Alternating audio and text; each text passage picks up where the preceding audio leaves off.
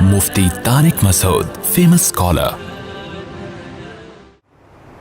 قرآن شروع ہوتا ہے الف لام میم ذالک الکتاب لا ریب فیہ ھدی للمتقین۔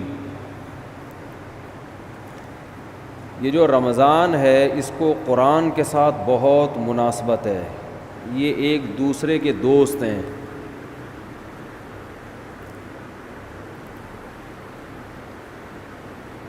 اسلام کے زندہ ہونے کی، اسلام کے برحق ہونے کی علامتوں میں سے ایک بہت بڑی علامت رمضان کا مہینہ ہے۔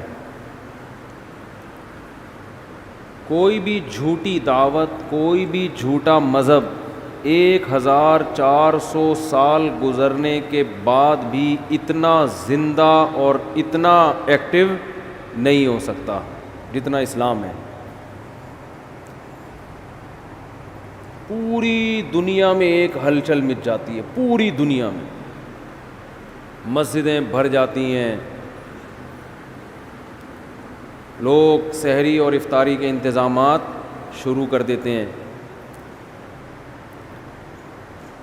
اور اللہ نے جو کتاب اپنے حبیب صلی اللہ علیہ وسلم پر نازل فرمائی اور یہ بتایا کہ یہ آخری کتاب ہے اور اس کی حفاظت میں خود کروں گا،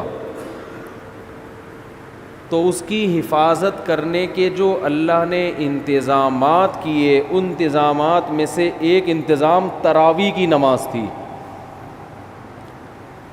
یہ وہ نماز ہے جو دوسرے مذاہب میں، آسمانی مذہبوں میں ہمیں نہیں ملتی، یہ وہ نماز ہے۔ اگر یہ تراویح کی نماز یہودیوں کے پاس ہوتی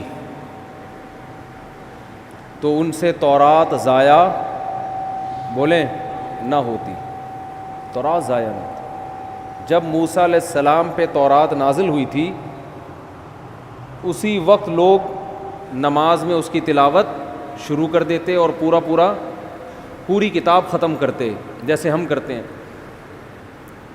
تو اتنے لاکھوں اس کے حافظ پیدا ہو جاتے اور پڑھتے وہ آج اسی طرح ہوتی جیسے حضرت موسیٰ پر نازل ہوئی تھی۔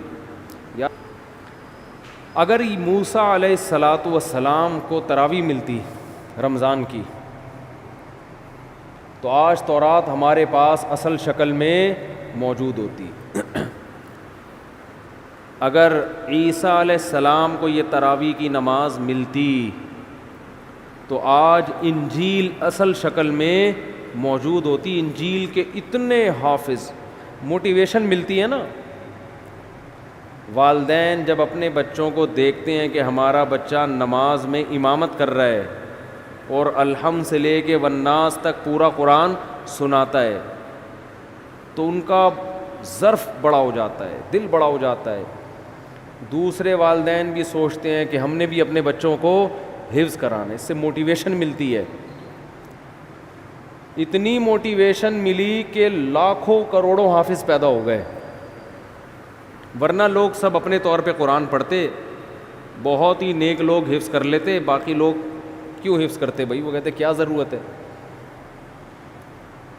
مجھے اپنا بچپن یاد ہے، میں جب حافظوں کو تراویح میں پورا قرآن پڑھتے ہوئے دیکھتا تھا نماز میں، میرا بہت دل چاہتا تھا کہ کاش اللہ مجھے بھی یہ صلاحیت دے کہ میں بھی الحمد سے لے کے والناس تک مصلی پہ کھڑا ہو کر پورا قرآن پڑھوں۔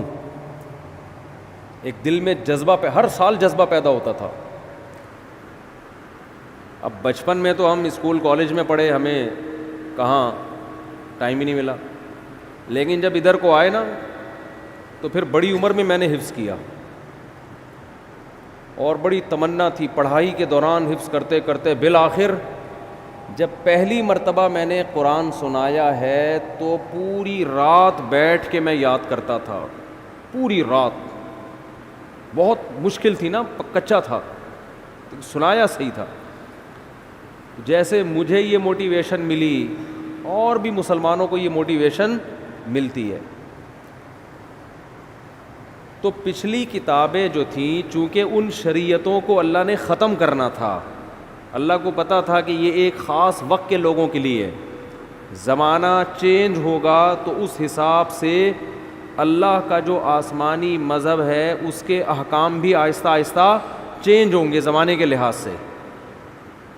تو اس لیے اللہ کے علم میں یہ بات تھی کہ ایک آخری پیغمبر کو میں بھیجوں گا محمد صلی اللہ علیہ وسلم، اور انہیں جو شریعت دوں گا وہ قیامت تک کے لیے قابل قبول ہوگی. ایسی شریعت ہوگی، وہ ہمیشہ، وہ ہر دور میں ہر جگہ پہ چلے گی. وہ